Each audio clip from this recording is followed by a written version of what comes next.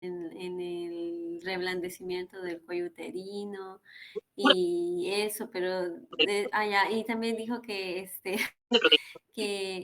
que aumentaba los receptores de oxitocina o de Ujú. prostaglandinas, que eso también ayudaba a la contracción uterina. Y más o menos eso. Ya, vamos bien, vamos bien. Mira, lo que sucede, les explico así de grandes rasgos, es de que efectivamente en el trabajo de parto va a suceder que los movimientos del bebé van a estimular, van a ser un estímulo, pero también hay un estímulo en el eje hipotálamo hipoficiario. O sea, ustedes ya conocen la parte endocrina. Entonces, acuérdense ustedes que están llevando básicas, entonces tienen que entender fisiología, es fundamental. Más allá de cuál es el mecanismo, cómo atender un parto, todo lo demás, ustedes tienen que entender las básicas del trabajo de parto, ¿no? Porque están llevando básicas. Entonces, se activa lo que es el eje hipotálamo hipoficiario mediante lo que es el ACTH para aumentar lo que es el cortisol, ¿no? Y el cortisol estimula lo que es la producción de surfactante en el pulmón del bebé, y eso va a hacer de que le mande señales, efectivamente, el surfactante, ¿a qué? El surfactante ante lo que son los receptores tipo TOL, y estos van a actuar en lo que es el factor nuclear K-beta, que es el de acá, el, el K-beta, este de acá. Entonces, este factor de nuclear de K-beta va a inhibir lo que es la progesterona, y al inhibir la progesterona, que su función era retener contracciones uterinas, entonces como ya no va a haber función de progesterona, ya no está inhibiendo las contracciones uterinas, por lo tanto le da libre camino, le deja libre camino ¿a quién? A la oxitocina. La oxitocina aumenta, como dice Damián, lo que son los receptores de oxitocina, aumentando lo que es la cantidad de oxitocina y aumentando lo que son los receptores ante esta sustancia. ¿Pero por qué aumenta? Porque justamente la CRH, que se estimula en respuesta del eje hipotálamo beneficiario ACTH, va a estimular lo que son los estrógenos, y los estrógenos van a estimular lo que es la oxitocina mediante los receptores, o sea, los expone. Pero también los estrógenos no solamente trabajan en oxitocina, sino que también trabajan en las prostaglandinas. Entonces, al tener los estrógenos trabajando mediante lo que son las prostaglandinas aumentadas, la proteína F2 alfa y la E2, aumentan la contractibilidad uterina. Pero esta contractibilidad uterina que estaba siendo retenida o inhibida o frenada por la progesterona, ya no tiene la progesterona para que la retenga, por lo tanto solamente le da a la contracción uterina, ¿sabes qué? Sigue contrayéndote, contraíte, contraíte, porque hay receptores de oxitocina y prostaglandinas que aumentan las contracciones uterinas. Entonces, ¿quién está inhibido? La progesterona. ¿Por qué se inhibe la progesterona? Porque el bebito ya produce surfactante, está en sus niveles máximos de surfactante, y eso genera de que le diga al útero, oye, ¿sabes qué? Yo ya estoy listo para nacer, yo ya estoy listo para poder respirar por mí solo, así es que ya quiero salir de acá. Entonces, el surfactante genera COX, la cicloxagenaja 2, ¿no? Mediante lo que es la prostaglandina E2, va para estimular lo que es la ruptura de membranas. Esto genera lo que es la moderación cervical y generando lo que es la dilatación cervical para que pueda salir el bebé por el canal de parto. Entonces, hay un mecanismo bioquímico en todo este proceso que se estimula para poder generar lo que es el trabajo de parto. No simplemente es, llegó a las 40 semanas, el bebito quiere salir y ya, no, sino de que hay un estímulo bioquímico también para inhibir progesterona y aumentar oxitocina. Y la oxitocina no aumenta porque, en fin, la oxitocina aumenta porque la progesterona se inhibe y porque los estrógenos estimulan la producción de los receptores de oxitocina. ¿Ya? ¿Alguien más o menos entendió? ¿Alguna duda, pregunta? ¿O puede aumentar de repente a la explicación que han escuchado en el audio?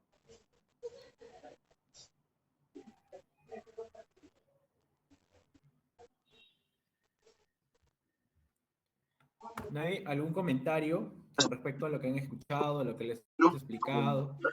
Que al estirarse demasiado ya sabe que tiene que contraerse. Una respuesta física. En parte sí. Estos puentes permiten que las células se coordinen y se contraigan todas a la vez como un solo músculo. Sin ellos serían contracciones caóticas. Por eso, los embarazos Chicos, o con polidramios... Casas, ¿qué me puedes comentar sobre esa fisiología? A ver. Toda la lógica. Vale, esa es la señal mecánica. ¿Y la segunda? De lo que todavía no tomas tiempo. Esa es la fase 2, supongo. Dilatación, sí, claro. Ajá. Ajá. Se me quedan las tres fases que entiendo. Fase 1 es el reblandecimiento, en la cual la estructura del colágeno cambiaría, ¿no? Se volvería menos rígida, más flexible. El feto madura. Un momento. A la fase 2, que es lo que usted explicó. ¿Te refieres a la ¿Cómo se llama la fase 2 en todo caso? sistema de gestión? Exactamente. Su centro de Ahí vas a tener lo que es la fase de dilatación, que se divide en fase latente y fase activa, contenta y la Ah, ya. dependiendo a cuántos centímetros esté dilatado.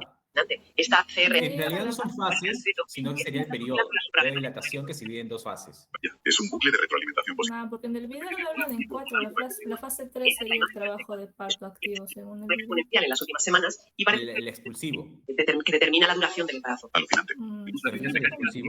Ujú. ¿Y la tercera? La El tercera expulsivo es cuando ya llega a los 10 centímetros de dilatación es una sustancia y llamada está borrado completamente. la SPA, para preparar sus Y ahí pulmones. luego ya pasa lo que es el Parte de alumbramiento, que esta sería proteína pasa al el líquido siguiente amniótico periodo. al útero, donde contribuye a la muy respuesta bien. inflamatoria que precede al parto. ¿Alguien tiene alguna duda, pregunta, chicos, con respecto a esto? Y mi sistema de mando está online, sino que remata con un y ya puedo respirar fuera. Es un mensaje clarísimo. Es el OK definitivo, la señal de viabilidad. Entonces, todos los frenos se han quitado. El feto Bien, como nosotros estamos haciendo virtual, vamos a ver acá fase 3, el trabajo de parto activo. A nivel lo que mecánico, son los mecanismos del trabajo de parto, que ustedes lo han practicado y lo han recordado el día de hoy también en su taller de habilidades, y me van a ir ayudando, ¿no? ¿Qué sucede primero? El útero pesa 1 kilo, regresa a 100 gramos en la fase de contracción. Luego se va a subinvolucionar el útero, exacto, ¿no? Luego va a subinvolucionarse, luego del trabajo de parto. Entonces, acá tenemos lo que ocurre, las contracciones uterinas, ustedes ya saben lo que ocurre en la parte de, del trabajo de parto, ¿no? Entonces, acá tenemos al feto, que tiene movimientos respiratorios, movimientos abdominales. Acá tenemos lo que es la placenta, ¿ya? Que es insertada. Tenemos acá lo que es la dilatación del cuello uterino, ¿ya? Vamos a ver cómo se va dilatando.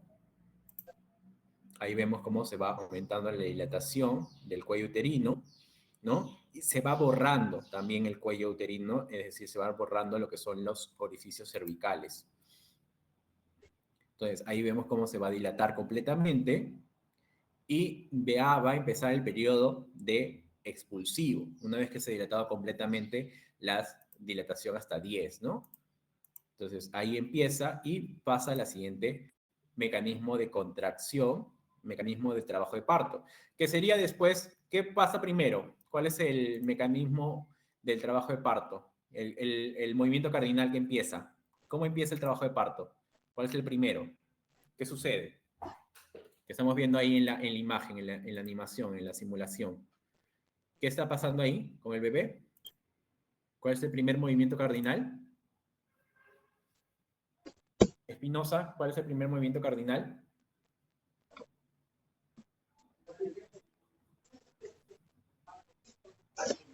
Carretero. Doctor, ¿Cuál es el primer movimiento cardinal del trabajo de parto de Espinosa? El encajamiento, profesor. sí. ¿No? El encajamiento. Muy bien, para ambas. Entonces está ocurriendo el encajamiento. Ahí vemos que está encajándose en el canal del parto. Luego del encajamiento, ¿qué viene? ¿Qué sigue? El descenso, El descenso. Entonces vamos a ver cómo hay el descenso. Hay un descenso. ¿Y qué ocurre? Aparte del descenso, ¿qué va a ocurrir? ¿La flexión o extensión?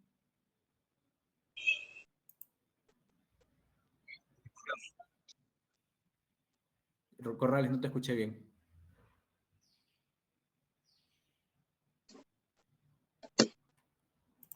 Ocurre la flexión, ¿no? Ocurre la flexión, es decir, hay un descenso y hay un encajamiento y hay una flexión. Luego del descenso adicional, es decir, que completa, ¿qué va a pasar? ¿Cuál es el siguiente movimiento cardinal? ¿Qué está pasando ahora? ¿Qué va a hacer en la cabecita del feto? rota, ¿Qué está haciendo ahí? Una rotación interna. interna, Rotación, ¿interna o externa? interna, ¿Hacia dónde está Interna. rotando? interna, Interno, exacto, ¿no? Entonces está rotando internamente. Es el siguiente movimiento cardinal, rotación interna. ¿Qué más? El siguiente movimiento, La extensión, profesor. rotación interna, luego va a haber la rotación completa y luego hay un inicio de la extensión. Como ven ahí, se extiende totalmente y hay una rotación completa. O sea, ya está mirando hacia abajo el feto, ¿no? Luego, ¿qué sigue? ¿Qué otro movimiento cardinal sigue? Ahí vemos lo que es la extensión completa, que va a salir la expulsión, ¿no? Ya salió la cabeza, nos ganó el bebé. Por eso ustedes tienen que conocerlo con los movimientos cardinales, porque el bebito va a salir rápido, no es que va a salir y va a esperarte, ¡hey, Acuña, qué movimiento sigue! Niño, feto, sigue rotación externa. No, pues él solito va a empezar a manejarse y tú tienes que ir viendo cómo se va haciendo los movimientos cardinales o los mecanismos del trabajo de parto para que ya estés atento. Acuña dice. Listo, entonces ha hecho una extensión, ¿no? Ha rotado completamente, ha hecho una rotación interna, rotó completamente y hay un descenso completo. En el descenso completo, después que sigue, la extensión completa, o sea, ha extendido completamente. Y luego de la extensión completa, ¿qué otro mecanismo del trabajo de parto? ¿Cuál es el siguiente? Está mirándose abajo. ¿Hacia dónde va a mirar? ¿Qué rotación hace? Externa, claro, Corrales. Te escucho bien bajito, pero sí te escuché externa. Entonces está rotando externamente, como ven aquí, la imagen, la simulación, hace una rotación externa. Y luego, ¿para qué hace rotación externa? Porque va a ser el siguiente movimiento cardinal. ¿Cuál es el siguiente movimiento cardinal? ¿La salida de qué? Del bebé. Del hombro. ¿Qué sigue, chicos? ¿Qué salió? Ya se cayó el bebé. Ya se cayó el bebé al suelo ya. Ustedes están muy lentos. Entonces tiene que ser la expulsión o la salida de qué? Del hombro. ¿Qué hombro sale primero? ¿Anterior o posterior? Anterior. Villafuerte. Uy, no. Ya el bebito ya de nuevo se te está escapando, ¿ah? Acuña. Doctor, lo que pasa es que no hemos hecho una práctica en sí, así absoluta, viendo No, pero sí un han hecho, parto con la maqueta. Teoría nada más, no hemos hecho. No, pero se han hecho la teoría. Y ustedes saben los movimientos cardinales.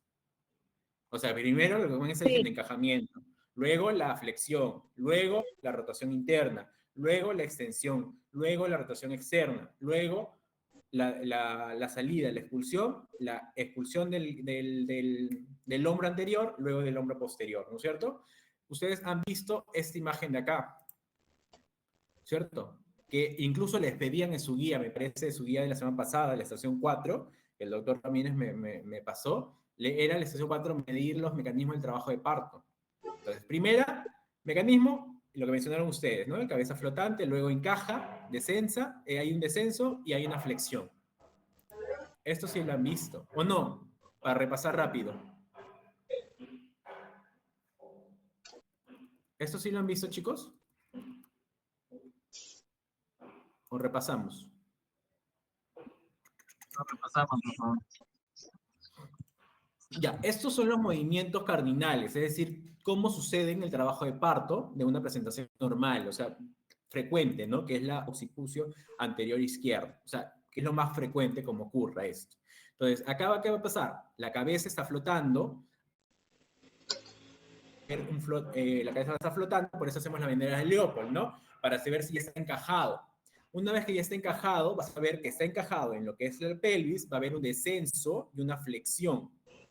Al haber luego lo que es la flexión, va a ser un descenso adicional y va a haber una rotación interna. Es decir, el bebito que estaba mirando hacia el lado, ahora va a mirar hacia abajo.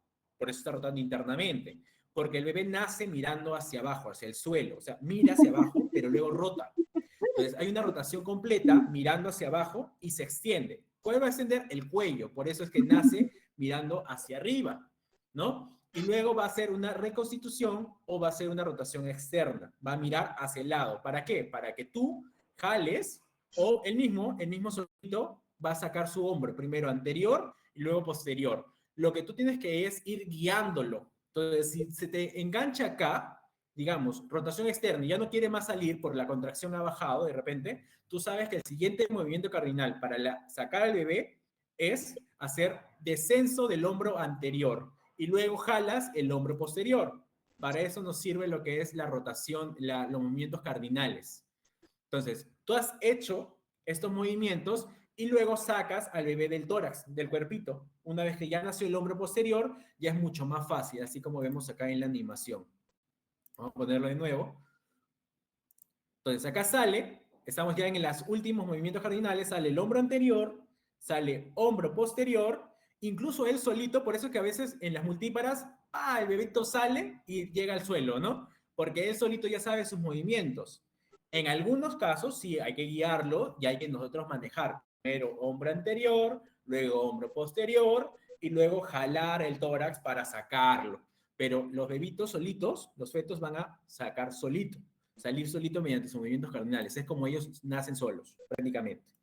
¿Ya? Entonces, luego de esto de la expulsión, luego viene el tercer periodo. ¿Cuál es el tercer periodo del trabajo de parto?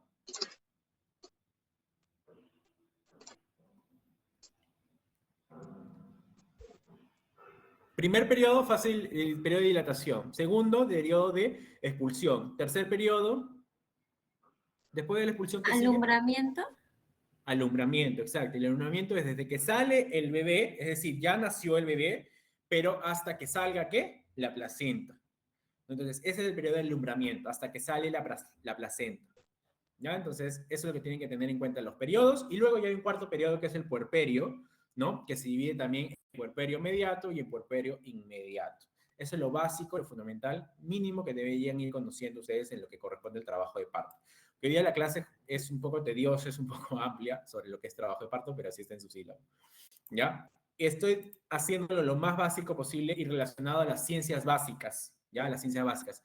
¿Para qué? Para que ustedes entiendan la anatomía de la pelvis. Por eso ustedes le piden a la paciente que hiperextienda los muslos, ¿no? Pegados hacia el tórax de la mamá para que genere la abertura de los conjugados, ¿no? Del orificio cervical, del orificio vaginal, perdón. ¿Ya? Muy bien, entonces vamos a lo que nos corresponde a nuestra práctica en realidad. Solamente quería repasar con ustedes eso un poquito para no perdernos en lo que es el escenario de simulación.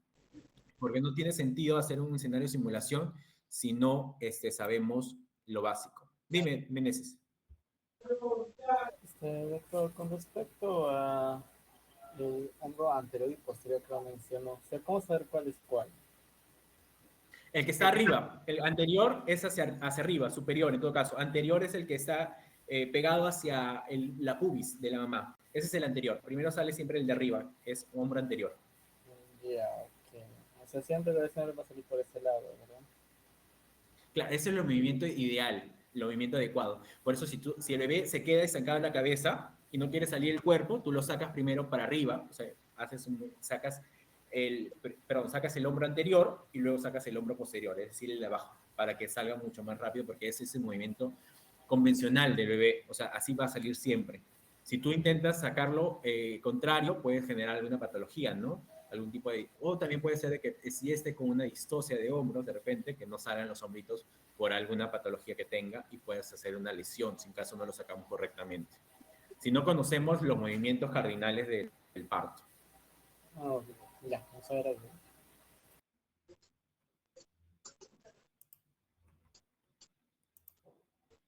Ya. Entonces, el caso de simulación, como le estaba diciendo, no vamos a hacer una simulación como tal de paciente médico, sino vamos a hacer una simulación para analizar el caso, ya teniendo en cuenta la fisiología, teniendo en cuenta lo que corresponde a el mecanismo del trabajo de parto como tal, y qué es lo que se hace en una gestante. Vamos a incluir un poco lo que es la clase de la semana pasada, que era semiología, y un poco de la clase del día de hoy, que es trabajo de parto. ¿Ok? Entonces, tenemos el escenario, que es el siguiente: paciente femenina de 28 años, multigesta, me dice simplemente así, multigesta, que tiene antecedentes médicos de hipertensión gestacional controlada, que acude al servicio de urgencias en trabajo de parto. Entonces, dice que no ha tenido controles prenatales y refiere haber notado contracciones regulares en el abdomen desde hace unas horas, que aumentan en intensidad y frecuencia. También menciona que ha experimentado pérdida de líquido vaginal y desde la mañana ha notado la presencia de sangrado leve. La paciente comenta que tiene dolor lumbar y un aumento de la presión pelviana. La familia menciona que la paciente ha estado muy cansada en las últimas semanas y ha tenido dificultades para dormir debido a la incomodidad del embarazo. Además, menciona que ha tenido algunas infecciones urinarias recurrentes en los últimos meses tratadas con antibióticos. ¿Okay? En la exploración física, la paciente está consciente, orientada, pero muestra signos de fatiga. Se observa una carga de estrés y tensión debido al dolor, además que presenta un aumento notable en el volumen, abdominal debido al embarazo avanzado. La presión arterial es algo elevada, 140/90, y la frecuencia cardíaca está aumentada en 110 debido a las contracciones. El abdomen es blando, depresible y con tensión en la zona del útero, donde se palpa contracciones regulares, se percibe la presencia de líquido amniótico al tacto vaginal. Al examen se encuentra un cuello dilatado en 3 centímetros y borroso, con consistencia blanda. La paciente tiene signos evidentes del trabajo de parto, con dilatación progresiva y está en fase latente del trabajo de parto. La turgencia cutánea está adecuada, con signos de edema y significativo. Durante la auscultación fetal se escucha un latido fetal rítmico y una frecuencia de 140 latidos por minuto. La paciente se encuentra en posición cómoda, apoyada sobre el costado izquierdo y está acompañada de su esposo que le da soporte emocional. Muy bien. Entonces, como les dije, no vamos a hacer una paciente que le pregunta el médico le pregunta al paciente, sino vamos a analizar este caso, de acuerdo a lo que hemos estado viendo. Entonces, te llega una paciente gestando, obviamente, es evidente que está gestando, pero te dice que nunca ha tenido controles prenatales. Simplemente te dice de que este es un embarazo más, ¿no? Y que está teniendo contracciones. Entonces, ¿qué es lo primero que haces? Semiología, vamos a semiología primero. Anamnesis, examen físico. Pero primero ustedes saben que anamnesis, eso no cambia en gestantes, ¿ah? Primero anamnesis, igual se pregunta, dependiendo de cómo evaluemos, pasamos rápido al examen físico. Pero por el momento vamos a hacer anamnesis. A ver, en la anamnesis, ¿qué le preguntarías a una paciente tal cual te llega en el caso clínico? A ver, ¿quién está? Villafuerte.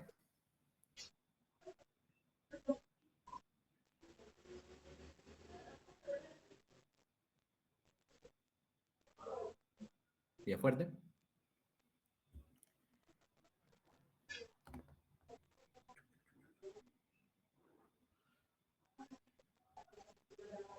Tito.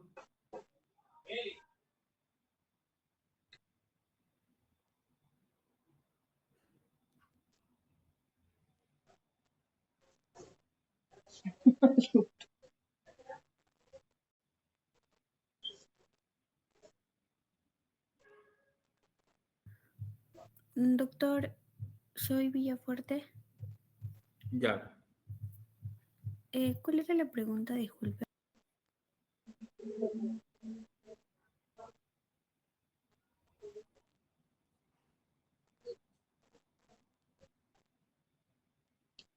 ¿De qué le preguntas a tu gestante que te llega a urgencia, como está llegando ese caso clínico? Le preguntaría desde cuándo presenta las contracciones y el tiempo, ¿no? O sea, cada cuánto tiempo vienen los síntomas o las contracciones como tal, y cada contracción, cuánto tiempo dura. Y eso, y le preguntaría tal vez la escala, ¿no? De 1 al 10, qué tan fuertes son, si son regulares o vienen de manera esporádica. Creo que me basaría más en el tiempo, o sea, cada cuánto tiempo y el dolor, o qué tan fuertes son. Ya, tú te vas al tema del dolor, de la contracción uterina. ¿Ok? Muy bien. ¿Alguien tiene alguna idea que le preguntaría antes de la escala del dolor, de evaluar la contracción uterina? ¿Qué más sería relevante en este caso que te llega una gestante sin controles prenatales? ¿Cuántas semanas de gestación cree que puede tener? Exacto, ¿cuántas semanas? Primero siempre ver lo que son las semanas, la edad gestacional, ¿no? Para evaluar si estamos frente a un parto término o un parto pretérmino. El tema del dolor, la paciente incluso es algo muy subjetivo, porque la paciente va a decir que le duele todo, le duele la vida entera, pero el tema de la edad gestacional es suficiente para poder hacer un trabajo multidisciplinario, y si estamos frente a un trabajo de parto prematuro, ¿no? Pretérmino, es avisar a la UCI neo, es decir, neonatología, tiene que estar atento porque ese bebito está naciendo prematuro. Si está a término, pues avisar a pediatría o a neonatología que está llegando un bebé neonato a término, pero que no tiene controles prenatales. ¿Cómo llegará? No lo sabemos, ¿no? Pero siempre edad gestacional. Y para saber eso, lo que dice Corrales, que está muy bien, ¿cómo le preguntamos a la gestante? ¿O qué preguntamos? ¿O qué investigamos? Casas.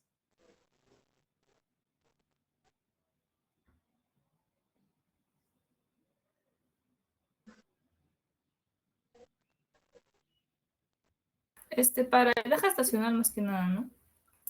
Y claro, edad gestacional, fecha probable de parto, ¿cómo tú preguntarías? ¿Se podría preguntar cuál fue su fecha de última menstruación? Muy bien, fecha de última regla, exacto, fecha de última regla, que no te lo da el caso clínico, pero es para justamente para que le pregunten, ¿no? Fecha de última regla o fecha de última menstruación. Supongamos que te dice de que es el 8 de marzo del 2025. Dice, doctor, más o menos me acuerdo, porque a veces, si nunca ha acudido, raro que se acuerden, ¿no? Bueno, pero te dice, doctor, más o menos es el 8 de marzo de este año. Entonces, calculen, a ver, la fecha probable de parto ustedes, que ya saben calcular.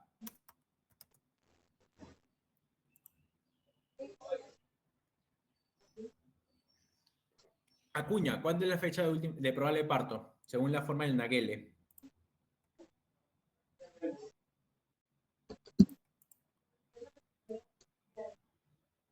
Naguele sí lo han hecho, chicos. Yo he visto su guía de práctica.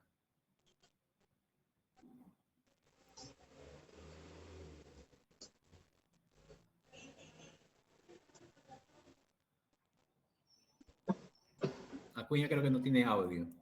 Vamos a esperar a ver que nos conteste por el chat. O sea, eso también podrías usar el gestograma, es cierto. Pero Sería- el SECOL, por ejemplo, no le va a venir el gestograma. A ver, Acuña. Sería el 15 de diciembre Ya, 15 de diciembre, ¿de qué año? del 2025. 15, claro, yo también preguntando. Ya, está bien, 15 de diciembre de 2025. Muy bien, entonces, esto es la fecha probable de parto. Y ya estamos 18 de noviembre. Entonces, ¿cómo nosotros sabemos si está a término o pretérmino? ¿Cuál es el punto de corte?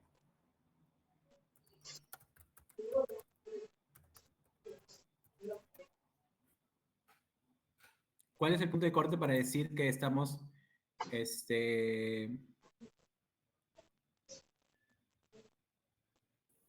Que tenga que los 40, es a término o pretérmino, perdón? que sea término que tenga los 40 semanas. No, pero, o sea, 40 semanas, no todos llegan 40 semanas. Hay un punto de corte. ¿Mayor a cuánto?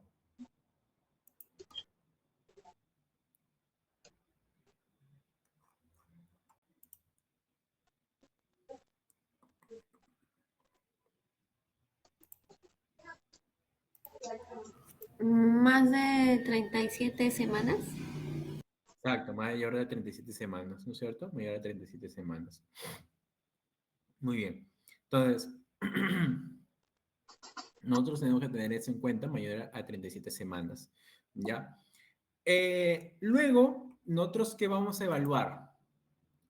Una vez que ya le preguntaste la fecha última regla, calculaste la fecha probable de parto, estaríamos teniendo en cuenta de que esta es una gestación a término, ¿no? Pero queremos saber cómo está viniendo ese bebito, si está grande, si está chiquito, si está adecuado. Y para eso, ¿qué usamos? El examen físico. ¿Qué vamos a hacerle? ¿Qué vamos a medir, chicos? La altura uterina. La altura uterina, exacto. La altura uterina con tu cinta obstétrica. Entonces vas a medir la altura uterina con la cinta obstétrica y ahí vas a aplicar lo que es tu regla de McDonald's para que puedas sacar también tu edad gestacional probable. Ahora, no es lo indicado, ¿no? Porque el método convencional más exacto, porque ninguno es exacto, pero un poco más cercano a la exactitud, sería la ecografía de primer trimestre. Pero supongamos de que esta gestante, como no viene sin ningún control prenatal, obviamente no va a tener ni siquiera lo que es la ecografía de primer trimestre. Entonces tenemos aquí a una gestante sin controles prenatales que ya hemos calculado su fecha probable de parto y que no está dentro del rango porque estamos 18 de noviembre y se está adelantando, ¿no? Pero está a término, no está a término y queremos saber la edad gestacional aproximadamente sin considerar que no tiene la ecografía del primer trimestre. Entonces, supongamos de que esta gestante tenga una altura uterina de 30, ¿no? ¿Cómo hacemos la regla de McDonald's?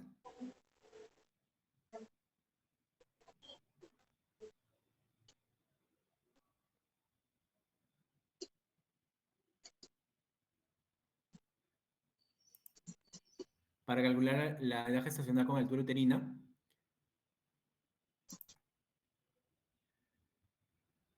Esos son cálculos.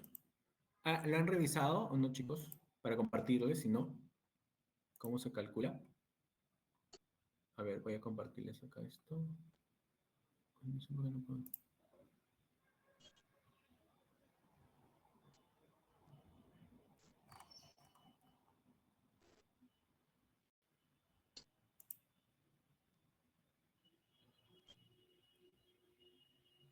No puedo compartir.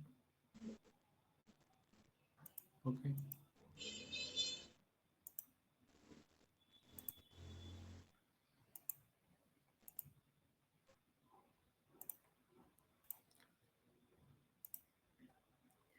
Ya, aquí está la regla de McDonald's, ¿no? Tenemos que, te está diciendo que hay 30 de altura uterina. Entonces, ¿cuántas semanas puede tener aproximadamente, que me dice McDonald's, que es la altura uterina por 8 entre 7?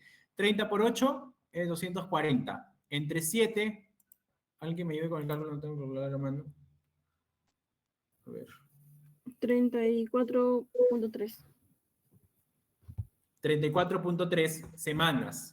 Ya, pero me dice que la fecha probable de parto es el 15 de diciembre, ¿no? 15 de diciembre. O sea, un mes, 4 semanas. Entonces, no sería muy adecuado que digamos. Acuérdese de que estas reglas no tienen tanta exactitud. Entonces, ahí estamos teniendo fallas. ¿Qué podría estar pasando? De que el niño sea muy chiquito para la edad gestacional. Lo ideal, como vuelvo a repetir, sería de que tengamos una ecografía de primer trimestre. Pero como no tenemos, la gestante no se ha hecho ecografía de primer trimestre, tenemos que trabajar con ello. Entonces, estamos sospechando de que la altura uterina es menor a la edad gestacional del paciente o, ¿qué estaría fallando? De que la paciente me esté dando información falsa con la fecha última regla o que me esté dando información que no se acuerda exactamente, ¿no? Entonces, ahí empiezan las discusiones. ¿Y qué pasa aquí? Que es un parto de riesgo. ¿Por qué? Porque no tenemos los datos exactos de la paciente. Como ustedes han visto, han llenado su CLAP, entonces esto sería un parto de riesgo, con factores de riesgo que no ha tenido controles prenatales. Sigamos atendiendo a esta paciente que llega sin controles prenatales. ¿Qué más le harías tú en la parte de anamnesis? Como parte de tu CLAP, para llenar el CLAP. ¿Qué más le preguntarías? A ver, Kiawaman.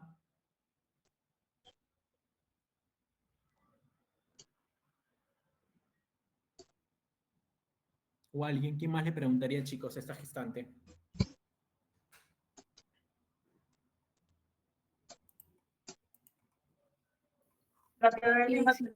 Si consume algo que sea tóxico también, de repente alcohol, drogas, cigarros, Ya. etcétera. Ok. O Ya. medicamentos por ahí. Si consume alguna medicación, alguna droga, alguna sustancia ilícita, ok, muy bien. Ya, ¿qué más le preguntarían, chicos? Ustedes están llenando su CLAP. ¿Qué más, Acuña? ¿Y si ha tenido partos anteriores, pero no? ¿Y si sus partos han sido Ya. normales o ha tenido abortos? Ya. ¿Para qué te sirve esa información? ¿Para generar qué cosa? ¿Qué vas a generar con esa información? Que justamente está muy bien. Vas a preguntar abortos, partos anteriores, gestaciones anteriores, cuántos hijos vivos tiene. ¿Por qué? Porque queremos crear qué cosa, ¿se acuerdan? ¿Para qué me sirve El esa información? carnet, Claro. Ya, en el el carnet, carnet, sí, pero carnet ¿qué vas a gestacional. Claro, el CLAP, pero ¿qué vas a llenar? La fórmula obstétrica, ¿no es cierto? La fórmula Mm, obstétrica te va a resumir esos datos, porque tú no vas a escribir en tu CLAP un aborto, 2 partos pretérminos, no, tú vas a ponerlo simplemente en tu fórmula obstétrica, en el CLAP. Y la fórmula obstétrica justamente me dice qué cosa, que hay que preguntar cuántos hijos vivos tiene la gestante, cuántos partos pretéritos ha tenido, cuántos partos a término, si ha tenido abortos, molas, embarazos ectópicos o tiene algún hijo muerto, ¿no? Entonces, o natimuertos también, ¿no? Que nacieron muertos. Entonces, todo eso lo vas a poner tú en tu fórmula obstétrica. Entonces, muy bien lo que menciona Acuña, que hay que preguntarle esos antecedentes a la mamá. También menciona lo que América, me parece, no vi bien quién mencionó, lo de las drogas, lo del alcohol, tabaco o sustancias o medicamentos. Acuérdate que está con presión alta tu gestante del caso. Entonces, hay que preguntar sobre si toma o no toma la medicación. ¿Qué más? Ya evaluaste, está dilatado en 3 centímetros, se dice. ¿En qué periodo está? ¿En qué periodo del trabajo de parto está esta gestante?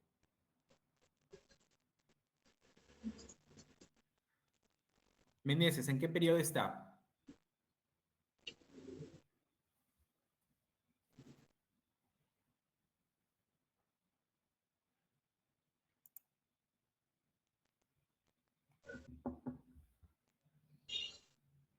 Sin miedo a equivocarse.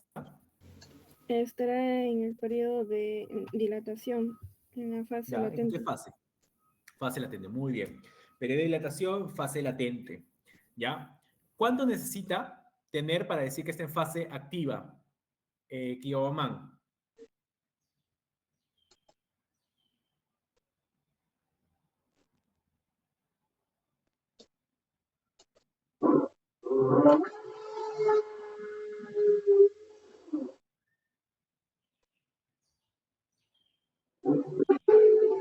Kiobaman.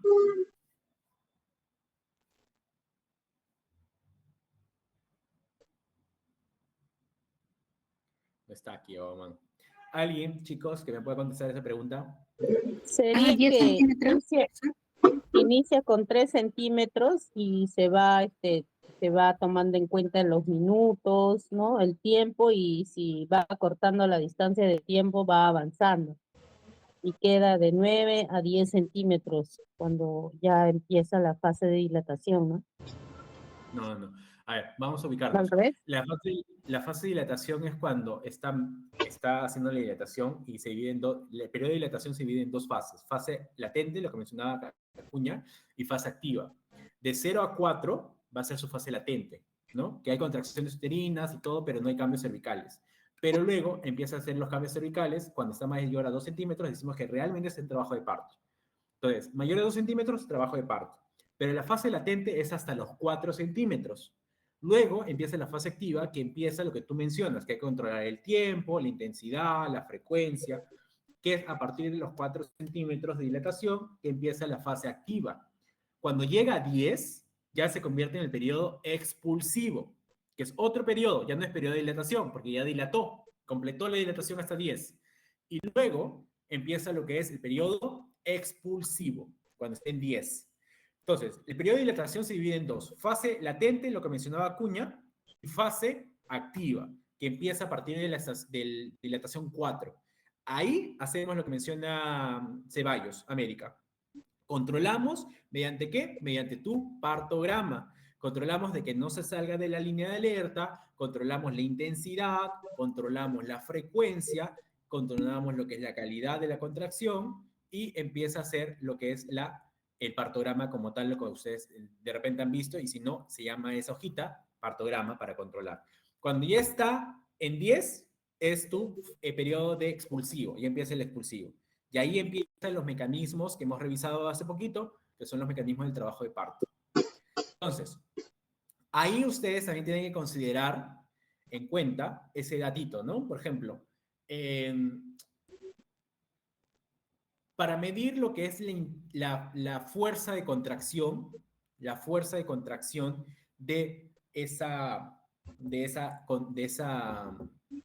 perdón, la fuerza de contractibilidad de la contracción uterina, influye bastantes factores, pero en dos importantes, ¿no? Espinosa, ¿cuáles son los factores que influyen en la fuerza de contracción?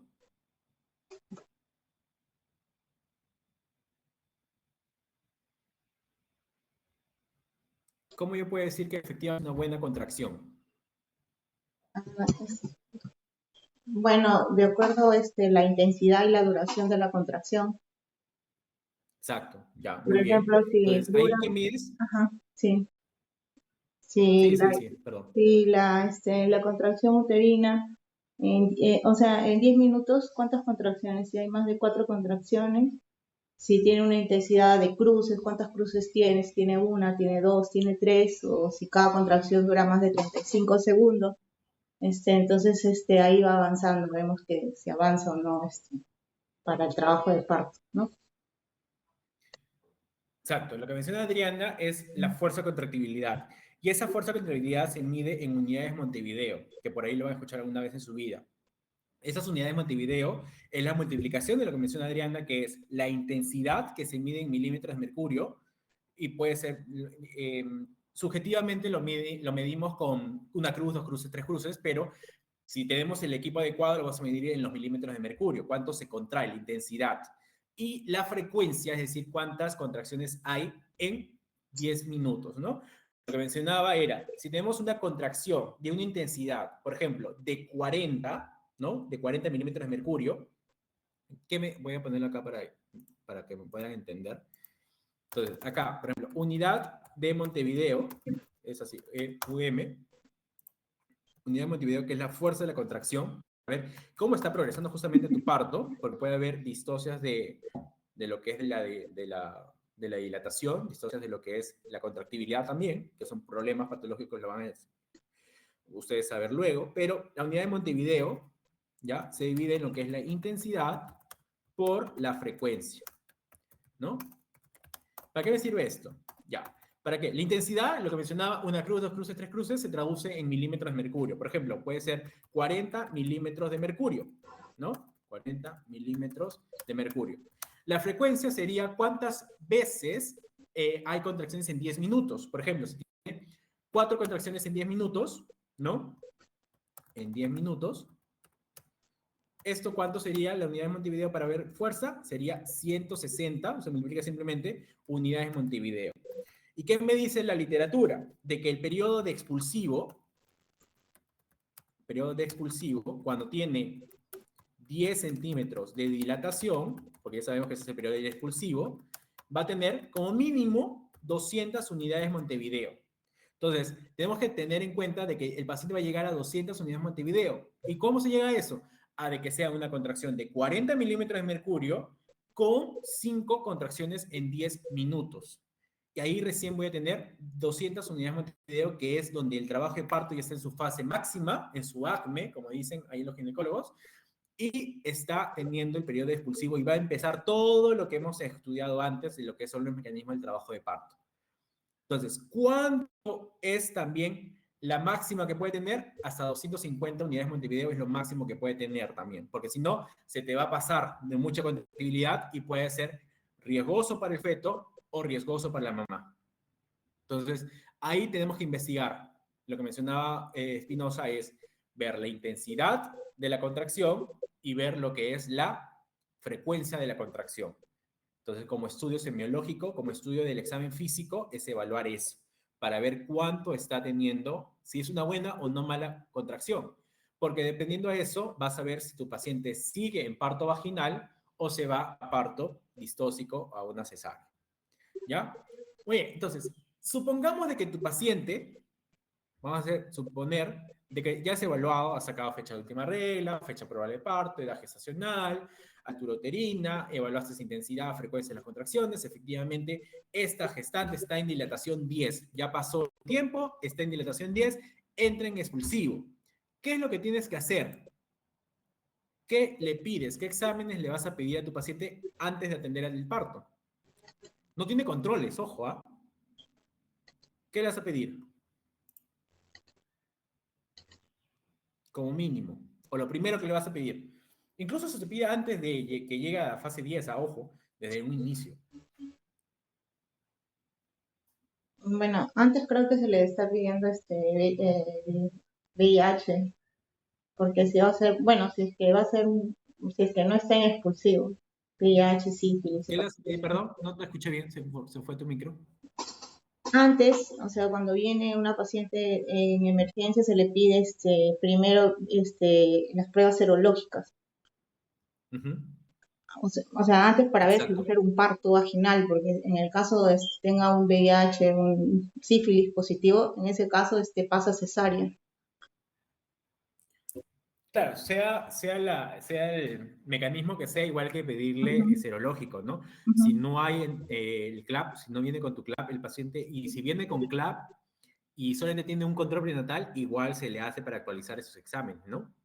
Muchas veces pasa de que tú estás a tener parto expulsivo, te llega la gestante ahí en formato expulsivo y no sabes ni siquiera si es VIH positivo o sífilis positivo, Y no solamente es por el cuidado de uno como persona de salud, porque obviamente tienes que cuidarte tú también, pero también hay que cuidar al bebé, ¿no? Que están naciendo, porque hay que tener ciertos cuidados cuando ya se trabaja con personas, con gestantes seropositivas, ¿no? Entonces, si sale positivo en ese momento, pues hay que tener cuidado, informarle en la neonatología de que este bebé está siendo un factor de riesgo muy alto, ¿no? Porque se ha salido por un periodo expulsivo que no pudimos controlarlo, y lamentablemente hay que darle su profilaxis al bebé y controlarlo, vigilarlo y tomar las medidas necesarias para ese parto. Entonces, siempre pedirle o actualizar los exámenes de laboratorio y más que todo en la parte serológica, ¿no? La parte serológica, considerando también de que viene tu paciente con infección urinaria. ¿Y el monitoreo fetal eso también se debe pedir ahí? ¿O En el expulsivo ya no, pero en la fase de dilatación, como en este caso de la gestante, sí, sí vas a hacer monitoreo fetal.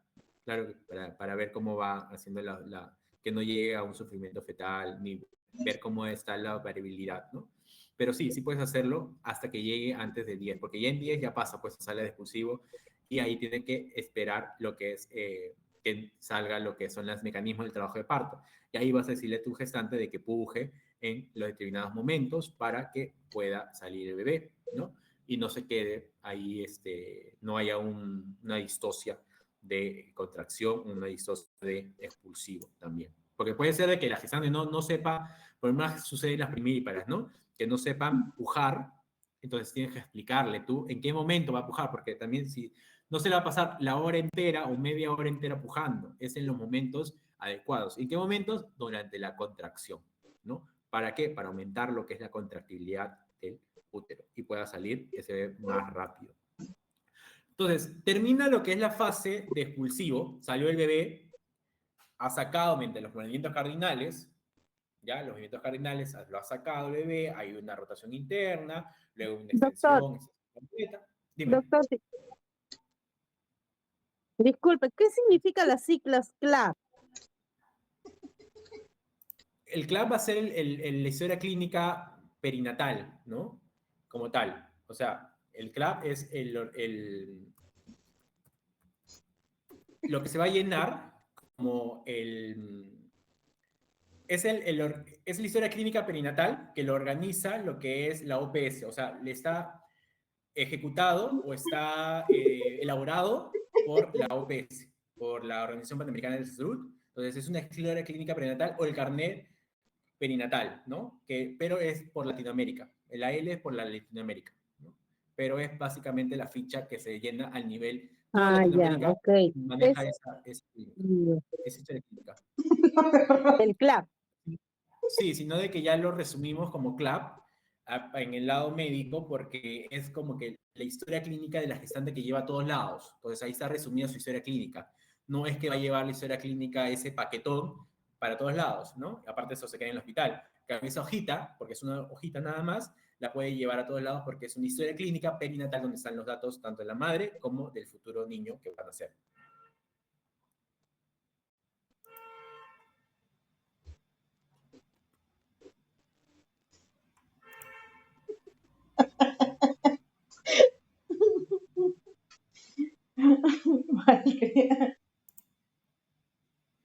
Sí, oye, me congelé. Luego ya estábamos hablando de que ya para ir terminando, luego termina la fase expulsivo, ¿no?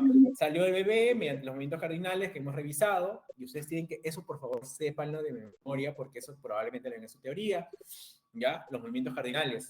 Entonces, esos movimientos sí o sí lo tienen que saber, sus movimientos, encajamiento, rotación interna, la extensión, la rotación externa, la salida de los hombros, cuál hombro sale antes, primero, después, ¿no? Y luego sale todo, se sale el cuerpo, lo pones en el torso de la mamá, contacto piel a piel, y ocurre el tercer periodo del trabajo de parto, que cuál es, mencionó Damián, era el alumbramiento. Entonces, hay dos tipos de alumbramiento. ¿Qué alumbramiento le harías a esta gestante? ¿El dirigido o el espontáneo?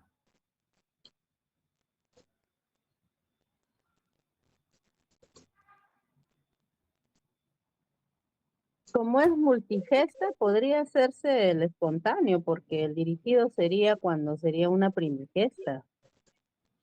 ¿Cuál es la diferencia? A ver, primero, vamos por ello.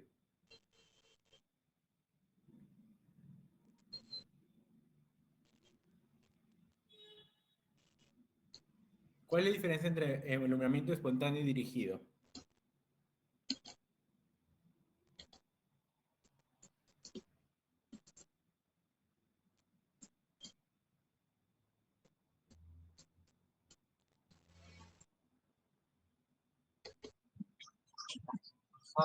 Al inicio dijo que puede ser un parto de riesgo, ¿no? De repente se debe manejar un parto, un tratamiento dirigido. Ciertos Ya. medicamentos para ¿Cuál es la ayudar diferencia, Corrales? que uno es, la eliminación de la placenta es espontánea, en el caso espontánea, y el otro es dirigido con medicamentos que ayudan a la eliminación de la placenta. Ya. ¿Qué medicamento le vas a poner? Ya, oxitocina. Oxitocina, correcto, muy bien. Entonces, como menciona su compañero Corrales, el alumbramiento dirigido es cuando tú incluyes lo que es la oxitocina por vía intramuscular, que se aplica en el muslo del paciente, apenas sale el bebé, ¿no? Es inmediato. ¿Para qué? Para aumentar lo que es la contractilidad uterina y pueda salir la placenta mucho más rápido y no esperar. Que ocurre el proceso fisiológico de la gestante, porque va a salir igual, a menos de que haya una malformación, alguna alteración en lo que es la inserción de la placenta, y se demore más tiempo, ¿no? 30 minutos a diferencia de los 10 minutos de un alumbramiento dirigido. Básicamente es eso. Entonces, en esta gestante, como es factor de riesgo, es multiple, puede tener una atonía uterina o puede tener mayor riesgo de placentas íncretas, mayor riesgo de placentas acretas, es decir, la inserción de estas placentas estén mal, ¿no? Porque cada embarazo, lo que tienen que tener en cuenta ustedes, es una cicatriz en el útero. Y donde escurre esa cicatriz ya no va a haber otra vez una placenta, entonces le queda menos espacio a la placenta para insertarse. Entonces, por ahí que puede ser de que ocurra algún tipo de riesgo. Por eso tenemos que prevenir ello, ¿no? Entonces, alumbramiento dirigido sería lo indicado para esta gestante. Igual, el alumbramiento dirigido es lo que te recomienda la OMS y OPS. Y ustedes, ¿para qué? Para evitar los riesgos de atonía uterina, que es una hemorragia postparto. Muy bien. Entonces, para terminar, empieza ya lo que es, termina el alumbramiento y termina lo que es la cuarto periodo del trabajo de parto, que sería ¿cuál? ¿Cuál es el cuarto periodo? ¿Qué me puede decir para terminar, chicos? Cuarto periodo del trabajo de parto.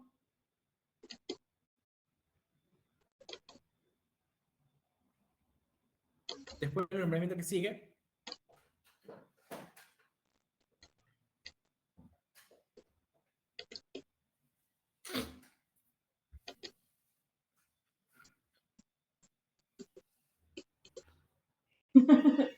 Viene el puerperio, ¿ya? El puerperio. Y el puerperio se divide en dos, temprano y tardío. El temprano se divide en lo que es el puerperio mediato y el puerperio inmediato. Entonces, ¿dónde ocurren los mayores riesgos? En el puerperio inmediato. ¿Qué complicaciones pueden tener? Las hemorragias posparto, de que pueden ser la causa más común de hemorragia posparto es la atonía uterina. O sea que el útero no tiene tono para involucionarse, ¿no? Entonces hay que tener en cuenta eso de que puede tener como complicación ello. Después, en el mediato o incluso en el tardío puede haber complicaciones como por ejemplo el endometrial, la mastitis puerperal. ¿Y por qué estoy hablando de puerperio? Porque su teoría, en su clase teórica también han visto puerperio, así que les puede venir en su examen sobre puerperio, ¿ya? Y revisen lo que es puerperio también, chicos. ¿Dudas, preguntas sobre el caso, sobre el trabajo de parto, sobre los mecanismos cardinales? ¿Alguna duda que tengan, chicos?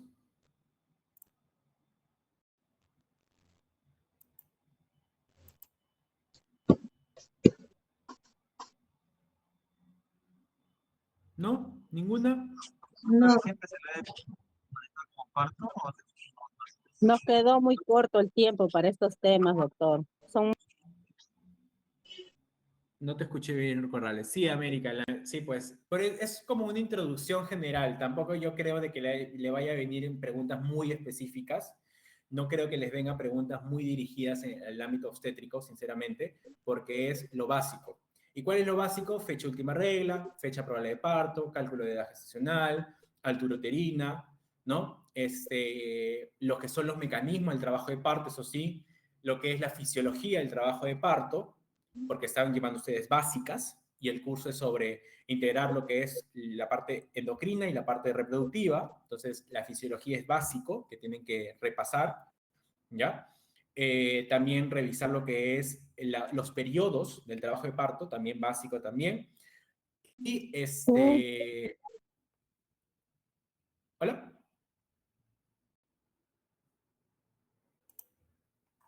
¿Alguien habló, creo? Pero más allá de eso, no creo sinceramente que, como le estaba comentando, que le pregunten... Demasiado básico, doctor. No creo que le pregunten cosas muy, muy amplias o muy dirigidas al ámbito obstétrico, ¿no? Pero progresivamente van a ir recordando ello, ¿no? No se compliquen, revisen su PPT de la teoría y en base a eso probablemente les pregunten, ¿no? Muy bien, chicos, nos estamos viendo la próxima semana. Recuerden que hay ECOI la siguiente semana, entran las 14 semanas, entran todos, T1, T2, T3 y la T4, ¿ya? Entonces, nos estamos viendo ahí en su ECOE.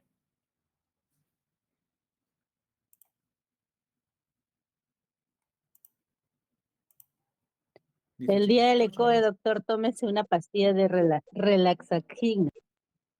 ¿Por qué? Estoy relajado, América, todo tranqui.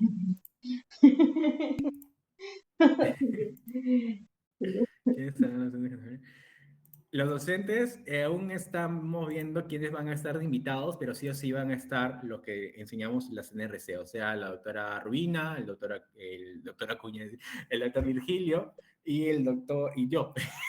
Entonces, pero probablemente venga un doctor invitado, no sé si la doctora Casana o el doctor Saavedra, pero va a ser en sus mismas horas de práctica, ¿no? Entonces tienen que asistir a las horas de práctica tal cual, ¿no? No es que no esté...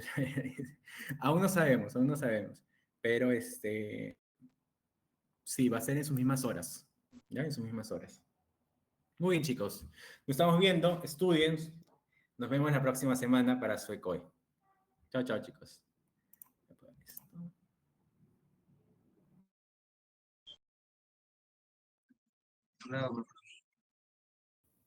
Nos vemos, Hasta chicos. luego, profesor. Cuídese. Chao, chao, chicos. Cuídense también ustedes. Doctor, o sea, el ECO es esta semana, el martes. ¿Este martes? Ya me fui a América, ya me fui. Sí, semana 15, América. Semana 15. Doctor, todavía está usted, no se ha ido. El martes 24. Semana 15, exacto, la próxima semana. Martes 25. Entonces. Martes 25, es el ECOE, ¿verdad? Sí, así es. ¿Qué hora empieza, profesor? En las horas de práctica. Si ustedes empiezan habilidades, luego empiezan a las 2:30. ¿Sí? ¿Puede ser? No sé exactamente. A esa hora empieza. Sí. Pero también tienen que ir a las horas de simulación, porque ahí también está el ECOE, es de largo. Ya, doctor, para ir adelantando mis turnos, para no faltar al gran equipo. No puedes faltar, porque recuerden su sílabo, 70% de la T4. Sí, doctor, ¿cómo se malean así a última hora? Última hora, eso está del inicio del ciclo. No es algo que... Me voy a cambiar a la Continental. Está grabado, América, está grabado. Bueno, chicos, ya. Nos vemos. Ya, gracias, nos vemos. Hasta luego.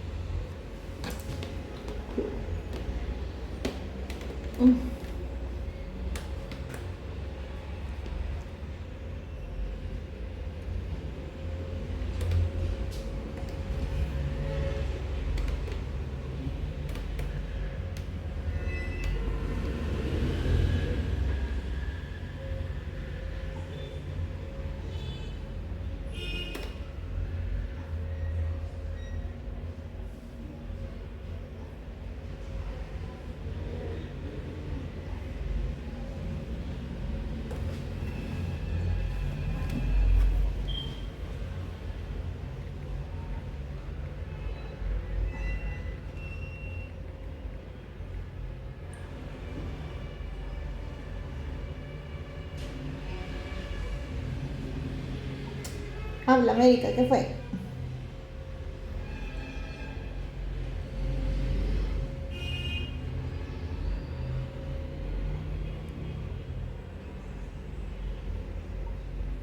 Hay que hacer un grupo de repaso, desde la 1 hasta la 5.